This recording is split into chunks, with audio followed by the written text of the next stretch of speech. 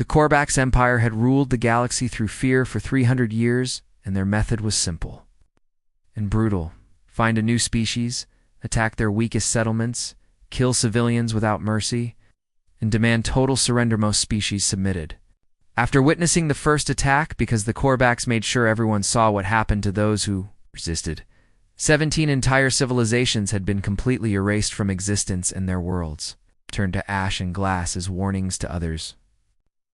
Galaxy had learned to bow quickly when the Korvax arrived. Humanity was barely 70 years into their journey among the stars when the Korvax noticed them, and Earth had built a handful of colonies on terraformed moons, mostly mining operations and agricultural settlements far from their home world. The human population across all space numbered maybe 50 million souls spread thin across a dozen locations, and they had small defense satellites and a modest patrol fleet, but nothing that could stand against a real military power. The Galactic Council had warned Earth's representatives about the Korvax threat during the welcoming ceremonies, but humanity's leaders hoped their remote location and limited resources would make them uninteresting targets. That hope died on a cold morning when sensors detected the Korvax flagship entering human space. The massive vessel ignored Earth's defense perimeter completely and set course directly for Enceladus, a small farming moon where 3,000 humans had built dome cities and hydroponic gardens.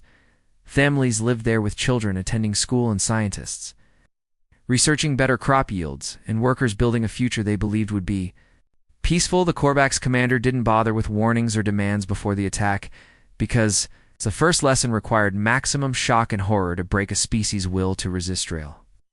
Guns opened fire from orbit and tore through the transparent domes, and civilians ran screaming as atmosphere vented into space, and some reached the emergency shelters, but most did not.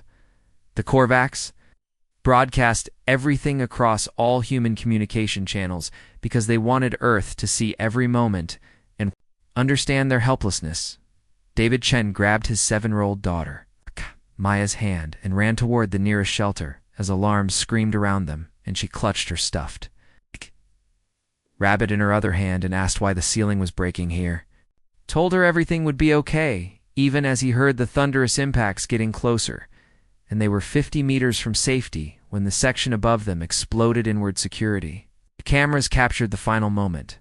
A father shielding his daughter, with his body, and a little girl looking up at falling debris with confused eyes, and then static. David Chen survived with severe injuries, but Maya did not, and neither did 847 other souls, including 412 children under the age of 18.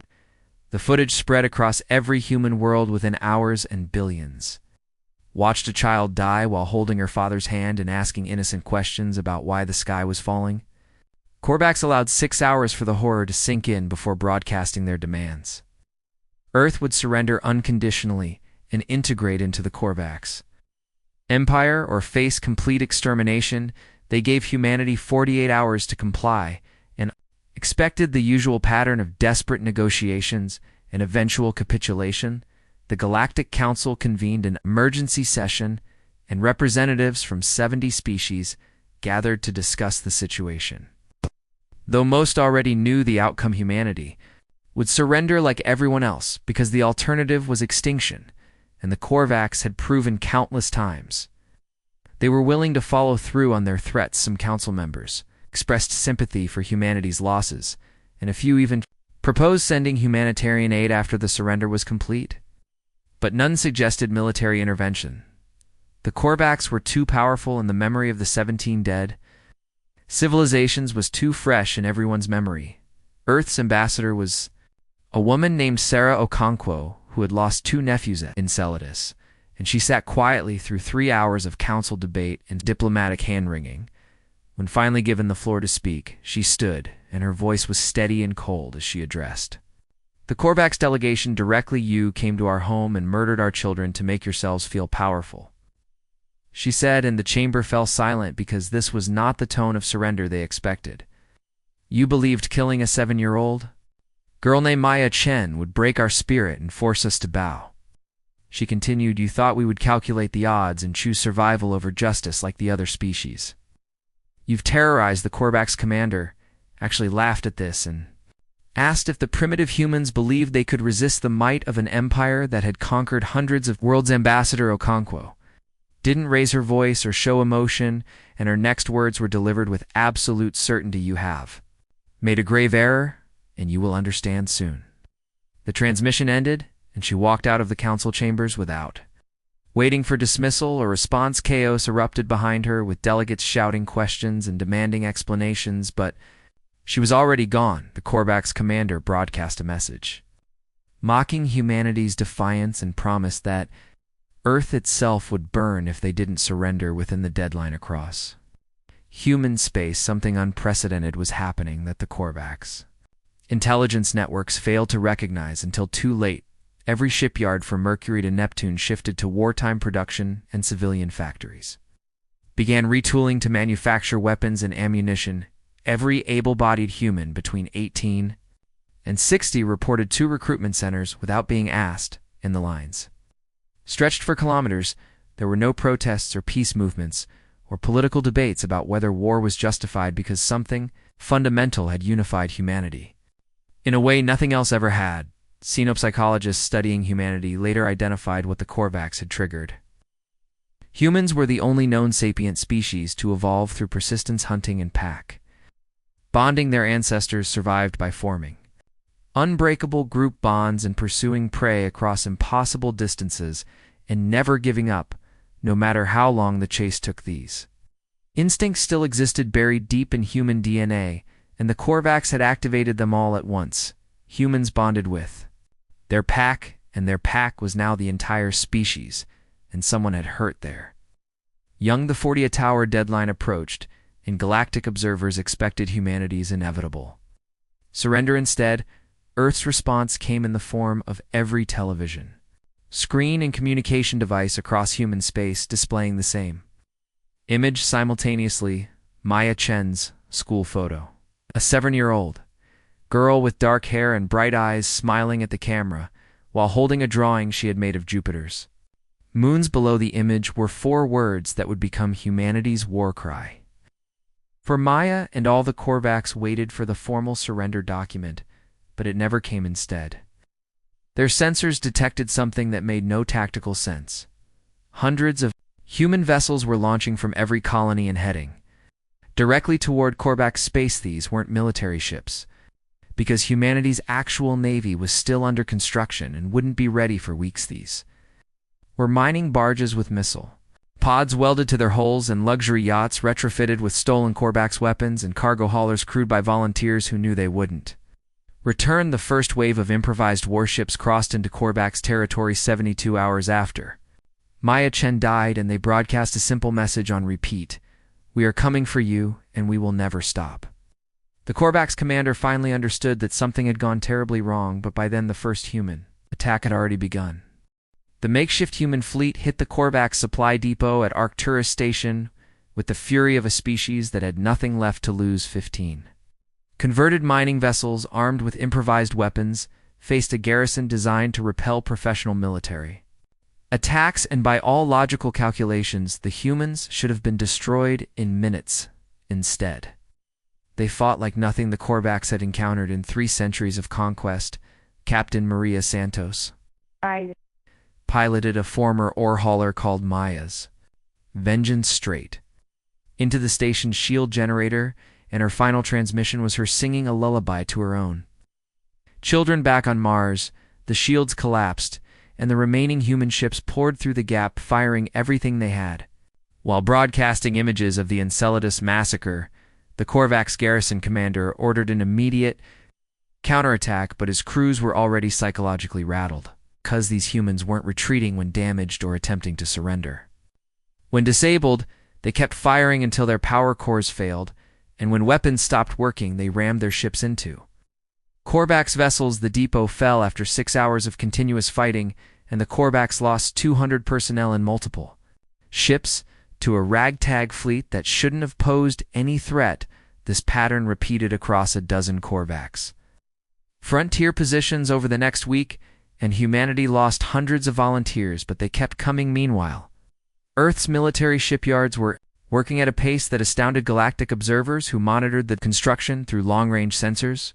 Humanity was building warships faster than seemed possible, and workers labored in 20-hour shifts without complaint. Sources that should have taken months to gather appeared within days, as every mining operation and salvage crew redirected their output toward the war effort. UAN's Retribution launched 60 days after Enceladus, and she was humanity's first true battleship.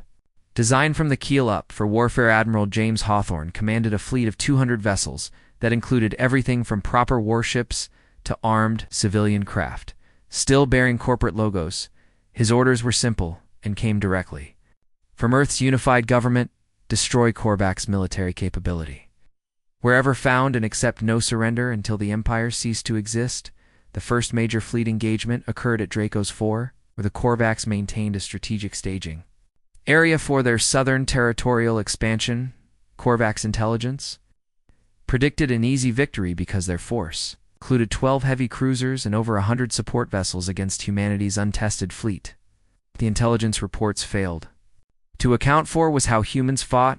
When they stopped caring about survival, the battle lasted 14 hours and humanity lost 60 ships, including 2 of their precious few battleships. But they won. Korvax survivors reported incidents that terrified their commanders. Human crews continued fighting even after their ships suffered catastrophic damage. One destroyer lost its entire bridge crew and life support, but its engines kept firing and its guns kept shooting until the power core finally exploded. A frigate captain used his damaged vessel as a shield for smaller ships, and when asked to retreat, he responded, "My sister died at Enceladus and rammed a Korvax cruiser at full acceleration."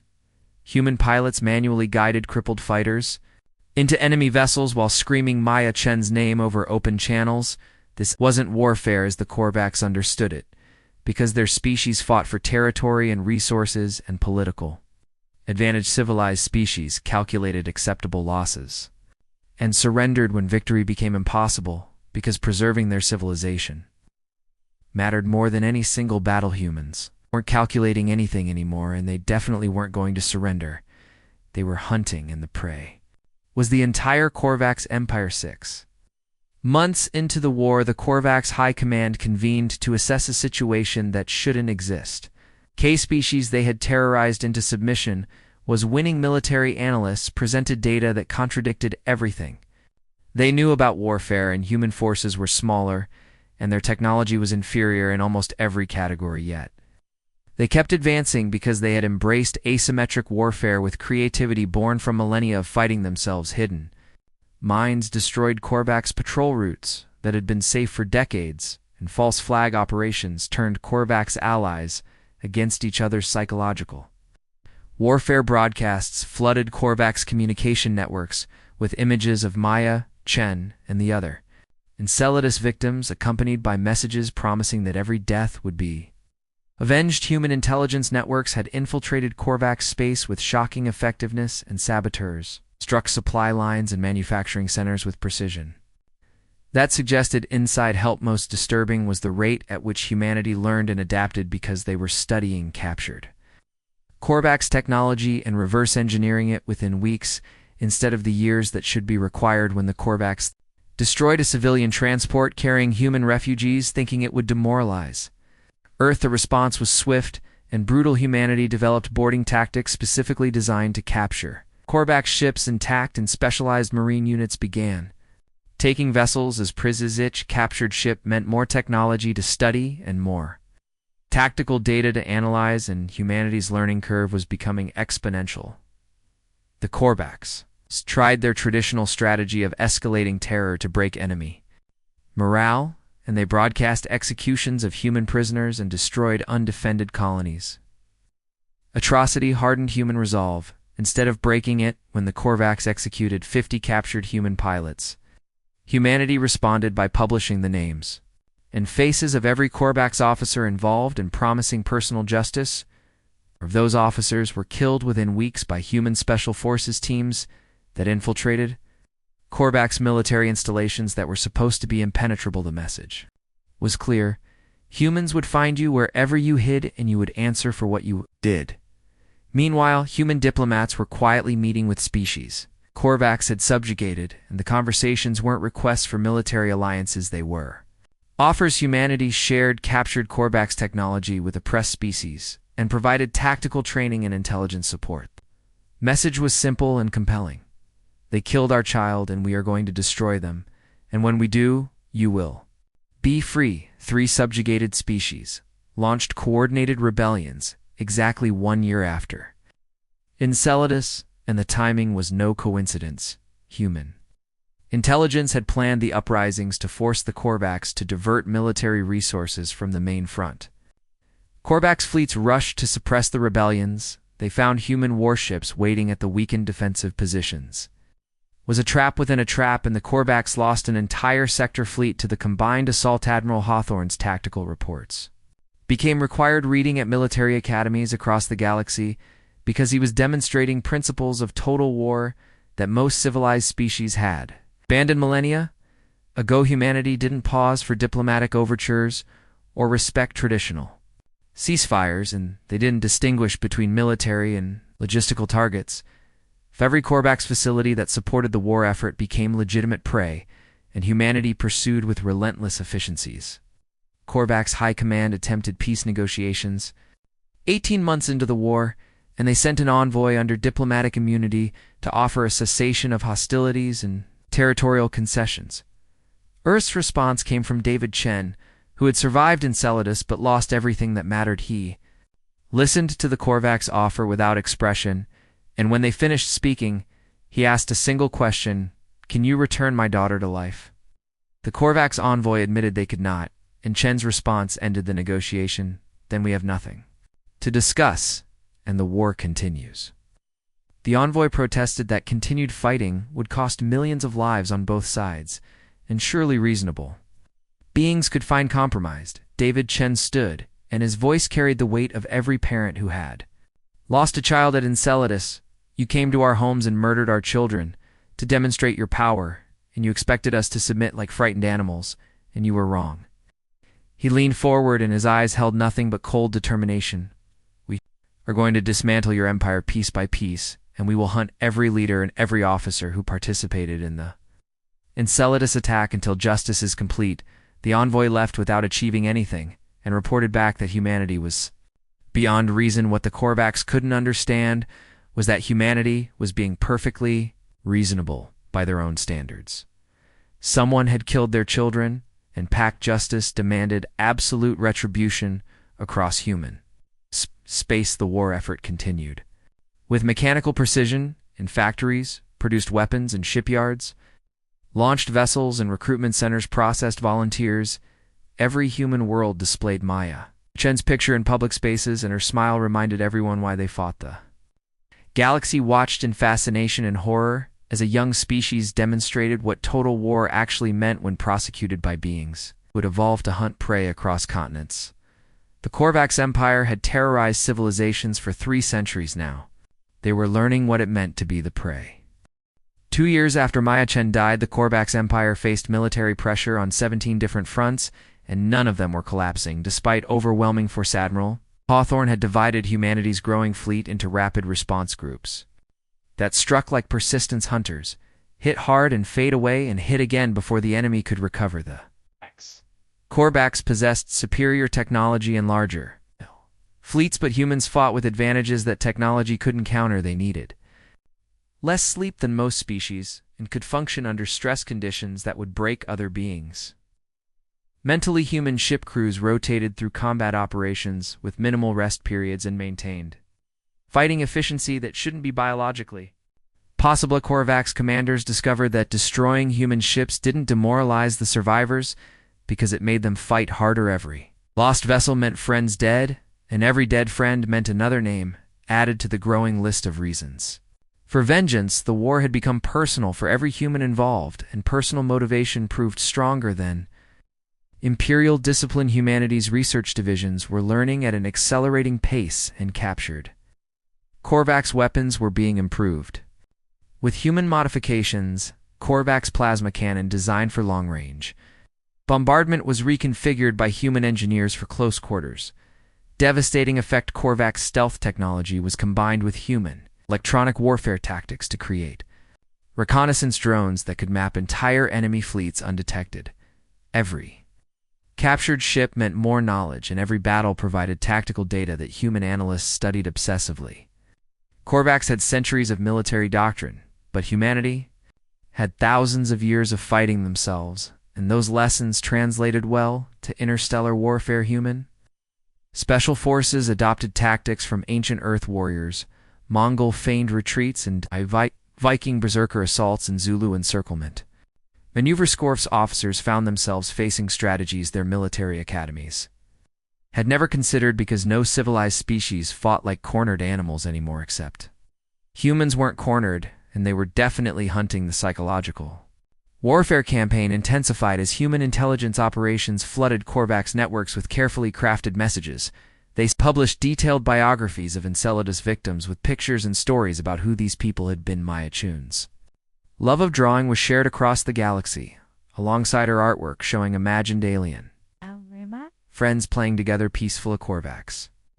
Soldiers were forced to confront the reality that they served an empire built on murdering children, and the cognitive dissonance began causing discipline problems. Desertion rates climbed among Korvax.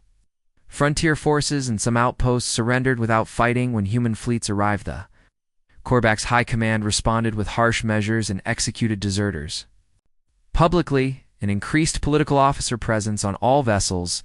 This created more resentment and drove some Korvax to actively aid the human war effort by leaking intelligence about fleet movements and defensive positions. Meanwhile, humanity was building alliances with species the Korvax had oppressed, and 7 former subjects had openly joined the human coalition. They contributed ships and troops, but more importantly, they provided knowledge about Korvax culture and tactics and strategic infrastructure. The Vespin species had been subjugated for 80 years, and they knew every Korvax supply route in their former territory. Human raiders needed targets. The Vespin provided coordinates and timing and damage assessments afterward. Coalition fleet was growing larger and more diverse, while the Korvax Empire struggled to maintain control over territories it had held for centuries. Human diplomats proved remarkably effective at convincing other species to join the fight because their pitch was simple and honest. We cannot promise you will survive, but we can promise the Korvax will fall, and your children will be free from their terror. Species that had endured generations of Korvax oppression found this message compelling, enough to risk everything. The war's economic impact was devastating. The Korvax Empire, in ways military defeats alone couldn't achieve, 70% of their fleet was committed to fighting humanity or suppressing rebellions, and that left trade routes vulnerable. Human commerce raiders struck convoy after convoy and captured valuable cargo and released the civilian crews unharmed. This had 2 effects. It strangled the Korvax economy and demonstrated that humans distinguish between military and civilian targets. Unlike their enemy Galactic, opinion was shifting as the war continued, and species that initially condemned human aggression began reconsidering their positions. Evidence of Korvax atrocities was mounting as liberated worlds shared records of centuries of abuse and systematic genocide. The 17 extinct civilizations hadn't just been defeated militarily, and they had been completely erased with populations numbering in the billions killed methodically. Human intelligence operations had captured Korvax archives documenting these genocides and broadcast them across every galactic network. Though Galaxy was forced to confront the reality of what the Korvax Empire actually represented. Several Galactic Council members privately contacted Earth to express support, though none would commit publicly to military aid. Species began openly supplying humanity with resources and intelligence and manufacturing capacity. Moral calculation was shifting. Maybe the humans were doing what someone should have done centuries ago. The Korvax leadership was fracturing under pressure as hardliners demanded total commitment to destroying humanity, while moderates quietly suggested negotiated settlement. Admiral Vex Terran led the hardline faction and argued that showing any weakness would encourage more rebellions. We must exterminate humanity completely and use their extinction as a lesson to any other species that considers resistance, he declared. The moderate faction countered that the Empire couldn't sustain this level of warfare indefinitely, and casualties were mounting. We have lost more ships in 2 years fighting humans than we lost in the previous 50 years combined, they argued. The debate became irrelevant. When human special forces infiltrated the Korvax homeworld itself, nobody knew how they did it, because planetary security was supposed to be impenetrable, and the capital world had defense systems that could repel fleet-scale attacks. Yet somehow, a team of 12 human commandos reached the Imperial archives and extracted records. Documenting 3 centuries of atrocities, the data included detailed reports of the Enceladus attack with casualty assessments and psychological impact projections, included planning documents for first lessons, again 73 species with clinical discussions about optimal terror methods, included the complete records of 17 genocides with population counts and sterilization protocols. Human intelligence broadcast everything across the galactic network, uncensored and unedited, and let the galaxy see what the Korvax Empire had done. Response was immediate and dramatic, for species formally recognized humanity's war as justified self-defense and authorized their citizens to volunteer for coalition forces. The Galactic Council couldn't ignore the evidence anymore, and they convened emergency sessions to discuss sanctions and potential intervention. Public opinion across hundreds of worlds turned decisively against the Korvax, and protests erupted on worlds that had remained neutral. The Korvax Empire was becoming isolated diplomatically, just as they were losing militarily. Admiral Vex Toron made one final desperate play to reverse the war's momentum: strike Earth directly with overwhelming force. If they could destroy humanity's homeworld, the species would be broken regardless of how many colonies remained. Assembled a fleet of 300 warships, including their most powerful dreadnoughts, and planned a rapid strike through human territory to Earth. Human intelligence detected the fleet movement, and Admiral Hawthorne made the hardest decision of his career. He recalled every available ship to defend Earth, and that meant abandoning offensive operations and giving the Korvax breathing room, but losing Earth was unacceptable, so the human fleet raced home while civilians on Earth prepared for the battle they knew was coming. The Korvax fleet arrived at Earth's outer defense perimeter, expecting frightened civilians and token resistance. Instead, they encountered a defense network that had been prepared for exactly this scenario. Every experimental weapon humanity had developed was deployed around their homeworld, and every orbital station was armed. The human fleet arrived just as the Korvax began their attack, and the battle for Earth became the largest engagement of the war. For 16 hours, the space around humanity's homeworld burned with weapons fire. As both sides committed everything they had, the Korvax had numerical superiority, but humans were defending their home, and that made them absolutely ferocious. Damaged human ships that should have withdrawn instead used themselves as shields for wounded vessels. Fighter pilots whose weapons failed rammed their craft into Korvax warships while broadcasting messages to their families. Civilian population watched from Earth's surface and sent constant encouragement to the defending forces. The Korvax fleet finally withdrew. They had lost 40% of their ships, including 2 dreadnoughts. Earth's defenders had lost 30%, but they had won, and their homeworld remained free. The Korvax survivors carried footage of the battle back to their commanders, and the psychological impact was devastating. The failed assault on Earth marked the turning point where the Korvax Empire began its inevitable collapse. Their economy was shattered after maintaining wartime production for 2 years against an enemy that wouldn't negotiate or accept partial victories. Supply chains built over centuries were disrupted by constant human raiding and insurance. Costs for civilian shipping had increased by 400%. Korvax colonies were starting to experience shortages of basic goods, and riots broke out on 3 industrial worlds. When food shipments were redirected to military use, the subjugated species that had once feared Korvax reprisals now smelled weakness, and rebellions erupted faster than the Empire could suppress them. The Korvax military was spread impossibly thin, trying to fight humanity while holding together an empire built on fear. When fear faded, the Empire had nothing else holding it together. Human coalition forces began systematic liberation campaigns across former Korvax territory, and each world freed meant more allies and more resources. The Vespin brought their industrial capacity, and the Thelonian brought scientific expertise, and the Draxi. Contributed warrior traditions refined over millennia. Together they formed an alliance that wasn't just fighting the Korvax but actively dismantling the infrastructure of oppression. Admiral Hawthorne coordinated coalition fleets with precision that impressed even veteran military observers. He had learned to trust his alien allies completely, and they had learned that humans fought hardest when protecting others. A joint human Vespin task force liberated the Kelter system, where the Korvax had maintained a massive prison complex holding political dissidents from a dozen species. The prison guards surrendered without fighting when they saw human troops approaching, because everyone had heard what humans did to those who harmed children. The freed prisoners numbered over 50,000, and they joined the coalition. With the fervor of people given a second chance at freedom. Among them was a Thelonian scientist named Kesh, who had been imprisoned for refusing to develop biological weapons. He brought knowledge of classified Korvax military projects, including their attempts to create a plague targeting human biology. Specifically, this intelligence prompted humanity to accelerate their timeline for ending the war, because allowing the Korvax more time meant risking genocidal weapons. The coalition strategy shifted from gradual liberation to rapid decapitation.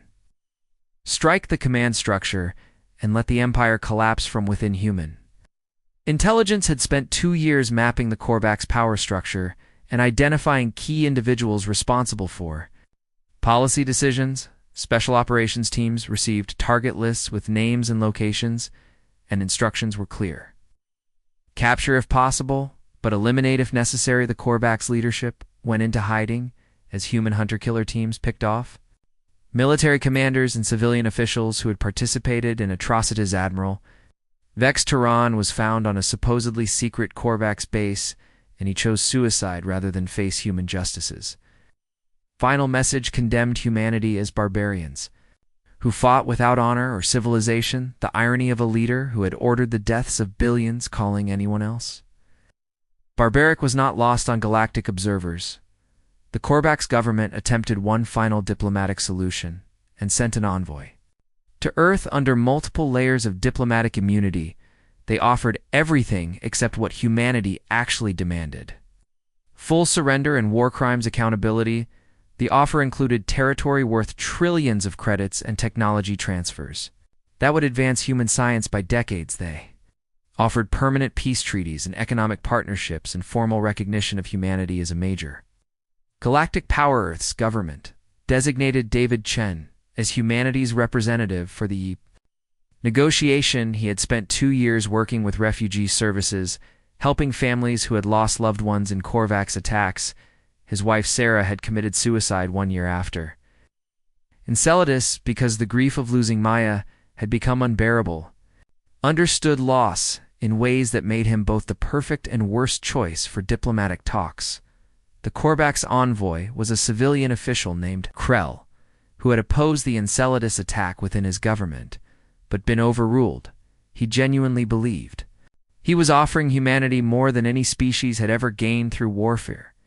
David listened without interruption as Krell outlined the proposal and presented holographic displays showing the offered territories and resources. When Krell finished, he looked expectantly at the human, who would surely recognize the generosity being offered. David spoke quietly, and his voice carried the weight of every parent who had buried a child. My daughter was 7 years old, and she liked drawing pictures of stars and planets with happy aliens living together peacefully. She wanted to be a scientist like her mother and study how to make terraforming better so more people could have homes on new worlds. She had a stuffed rabbit named Mr. Hops that she carried everywhere, and she was learning to play piano, though she struggled with the timing. Krell shifted uncomfortably because these personal details weren't relevant to diplomatic negotiations. David continued, and his tone remained eerily calm. Your empire killed her to make a point, and you murdered her to demonstrate your power over my species. You expected us to calculate the odds and surrender and bow to your authority like everyone else. He stood and walked to the window overlooking Geneva, where the peace talks were being held. Your offer is rejected, and the war continues until your empire no longer exists. Krell protested that this was unreasonable, and that humanity was condemning millions to death for the sake of vengeance. We are offering you more than you could possibly gain through continued fighting, he insisted David turned, and his expression held no anger or hatred, and that made his words more terrifying. You're absolutely right that we're destroying your civilization. Just as you destroyed 17 others, the difference is we're doing it to monsters who murder children as policy, while you did it to innocent species seeking only to exist peacefully. Let the galaxy judge which extinction was Justice Krell. Tried arguing that many Korvax civilians were innocent and had no involvement in military decisions. David nodded slowly and acknowledged the truth of that statement. You're correct that many of your people are innocent, just as the billions your empire murdered were innocent. We are being more merciful than you were, because we are distinguishing between military and civilian targets. We are offering your civilians opportunities to surrender and face trials, rather than summary execution. That's more than you offered the 17 species you exterminated. The negotiation ended there, and Krell returned to what remained of Korvax. Leadership with the news that humanity would accept nothing less than complete victory. The Korvax High Command debated whether to fight to extinction or surrender unconditionally. Debate became irrelevant when human-led coalition forces surrounded their homeworld. The siege of Korvax Prime lasted 3 months, and it became a demonstration of controlled fury. Humanity could have obliterated the planet from orbit with kinetic bombardment or nuclear weapons. Instead, they fought building by building and street by street with ground troops to minimize civilian casualties. Corvs soldiers found themselves facing an enemy that killed them efficiently, but spared civilians who surrendered. Human medics treated wounded Korvax soldiers alongside their own casualties, confused and demoralized the defenders because they had been told humans were rage-driven monsters who killed indiscriminately. What they encountered were professional soldiers executing specific missions with clear rules of engagement. Military targets were destroyed without mercy, and government buildings were systematically cleared, and war criminals were arrested for trial. Civilians who stayed in their homes were left unharmed, and food supplies were maintained, and hospitals continued operating under coalition supervision. The Korvax defenders fought hard because it was their homeworld, but the outcome was never in doubt. Human troops moved through the capital city with methodical precision and cleared resistance strongpoints and captured government officials. Admiral Vex Torn's replacement tried to escape on a hidden ship, but human intelligence had mapped every possible exit. He was captured at the spaceport, still wearing his military uniform and carrying classified documents he hoped to destroy there. Last organized resistance collapsed when coalition forces breached. The Imperial Command Center Korvax military leadership surrendered formally and requested terms. David Chen delivered Earth's response to the assembled Korvax military commanders. There are no terms, and you will face trial for crimes against sapient species under laws established by the galactic community. Your empire is dissolved, and its territory will be redistributed to the species you oppressed. You will be disarmed and monitored, and your civilization will be rebuilt under coalition supervision. One Korvax admiral had the courage to ask what would happen to their people. David's response was measured and precise. Your civilians will be treated fairly and given opportunities to build peaceful lives under new governance. Those who participated in atrocities will face justice proportional to their crimes. Those who were merely following orders will be re-educated about the value of sapient life. 3 years after Maya Chen's death, the galaxy was fundamentally changed in ways that would echo for centuries. The Korvax survivors numbered approximately 4 billion. Scattered across their homeworld and a handful of colony worlds, they were disarmed and monitored by coalition peacekeeping forces that included humans and 7 liberated species. The former empire's territory was being redistributed according to a plan developed by human diplomats and Galactic Council representative. Species that had been subjugated for generations were given back their homeworlds and resources to rebuild. The process was complicated by centuries of displaced populations and conflicting territorial claims. Human mediators proved surprisingly effective at finding solutions because their approach was simple: prioritize the people who had suffered longest under Korvax rule. War crimes tribunals were established on 17 worlds and would continue for decades. The trials were conducted according to galactic law, with protections for the accused and requirements for evidence. David Chen attended the trial of Commander Rax Tolan, who had personally ordered the Enceladus attack. The prosecutor presented evidence showing Rax had selected the farming colony specifically because of its high concentration of children.